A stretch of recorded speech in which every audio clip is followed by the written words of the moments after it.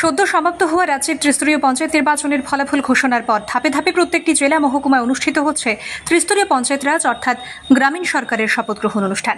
তারই অঙ্গ হিসেবে 31 আগস্ট শনিবার সকাল 11 ঘটিকায় উত্তর ত্রিপুরার জেলার কদমতলা ব্লক পঞ্চায়েত সমিতির শপথ গ্রহণ অনুষ্ঠান খটা করে অনুষ্ঠিত হল কদমতলা চন্দ্রকলা টাউন হলে। এদিনকার শপথ গ্রহণ অনুষ্ঠানে বিশেষ আমন্ত্রিত অতিথি হিসেবে উপস্থিত ছিলেন রাজ্যের সমাজ কল্যাণ, সমাজ শিক্ষা এবং যুব ও ক্রীড়া বিষয়ক দপ্তরের মন্ত্রী টিঙ্কু রায়, জেলার বিশিষ্ট সমাজসেবী কাজল দাস, জয়জিৎ শর্মা, জহর চক্রবর্তী, কদমতলা ব্লক আধিকারিক অনিমেষ দেব বর্মা, উত্তর ত্রিপুরা জেলা পঞ্চায়েত অফিসার অমর্ত্য বর্মন সহ আরো অনেকেই।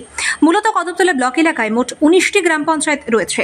আর এই 19টি গ্রাম পঞ্চায়েত নিয়ে গঠিত 15টি পঞ্চায়েত সমিতির আসন। এই 15টি আসনের মধ্যে বিজেপি 13টি আসনে জয়লাভ করলেও 2টি আসন ছিনিয়ে নিতে সক্ষম হয় সিপিআইএম।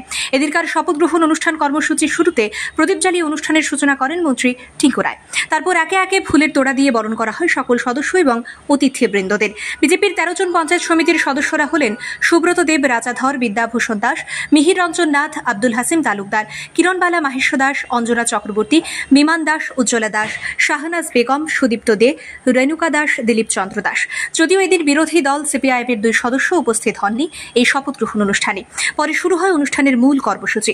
একে একে শপথ গ্রহণ করেন 13 জন বিজেপি পঞ্চায়েত সমিতির সদস্যরা। তাদের শপথ বাক্য পাঠ করেন জেলা পঞ্চায়েত অফিসার অমর্ত্য বর্মন। শপথ বাক্য পাঠ শেষে ভোটাভুটির মাধ্যমে নির্বাচিত হন কদমতলা পঞ্চায়েত সমিতির চেয়ারম্যান এবং ভাইস চেয়ারম্যান।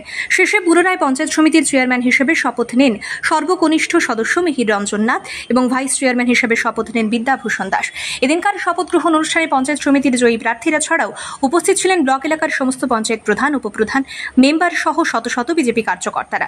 অপরদিকে শপথ গ্রহণ অনুষ্ঠান শেষে মন্ত্রী টিঙ্কু রায় বক্তব্য রাখতে গিয়ে বলেন, গ্রাম পঞ্চায়েত সরকার হচ্ছে জনগণের সরকার। তাই সকল অংশের জনগণের সুবিধে অসুবিধে এবং সরকারি প্রকল্পগুলো সঠিকভাবে পাইয়ে দেওয়া হচ্ছে জনপ্রতিনিধিদের প্রধান কাজ। কারণ জনগণের ভোটে নির্বাচিত হয়েছেন পঞ্চায়েত সমিতির সদস্যরা। তাছাড়া বিগত ভয়াবহ বন্যা পরিস্থিতি নিয়েও বিশদ আলোচনা রাখেন মন্ত্রী। প্রায় 15,000 কোটি টাকার ক্ষয়ক্ষতি হয়েছে বলেও তার বক্তব্যে তুলে ধরেন মন্ত্রী টিঙ্কু রায়।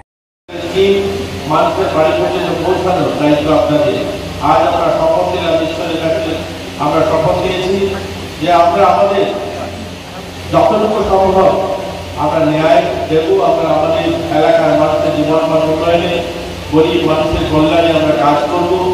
আমরা আমাদের রাজ্য সরকারের যে সমস্ত পরিকল্পনা গ্রহণ করবে, যে সমস্ত স্কিম তারা তৈরি করবে, সেগুলো মানুষের দরজা পর্যন্ত নিয়ে যাব।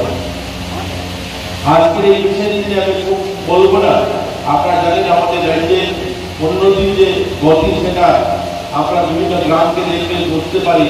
এই কদমতলা গ্রামকে আজ থেকে 5 বছর আগে একটা গ্রাম পঞ্চায়েত, তার যে পরিকাঠামোগত দিক অনেকখানি পিছিয়ে ছিল। আজ কিন্তু অনেকগুলো আমাদের পরশ ধরেছে, অনেকগুলো কাজ আমরা হাতে নিয়েছি, অনেকগুলো কাজ আমরা করছি ইতিমধ্যে। এই কাজগুলোকেও এগিয়ে নিয়ে যাওয়া, আগামী নতুন নতুন পরিকল্পনা গ্রহণ করা, আগামী দিন কদমতলার উন্নয়নে বিভিন্ন পরিকল্পনা হাতে নিতে হবে আমাদের এই সমিতি যারা নির্বাচিত হয়েছে।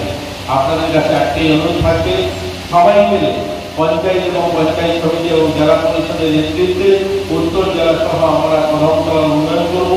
কদমতলা একটা গরিব এলাকা, অনেকগুলো চা বাগান রয়েছে, চা বাগানে অনেকগুলো সমস্যা রয়েছে। দীর্ঘ বছর পঞ্চায়েত ব্যবস্থা থাকার পরেও আমরা চা বাগানের গরিব মানুষের সমস্যা আমরা সমাধান করতে পারিনি।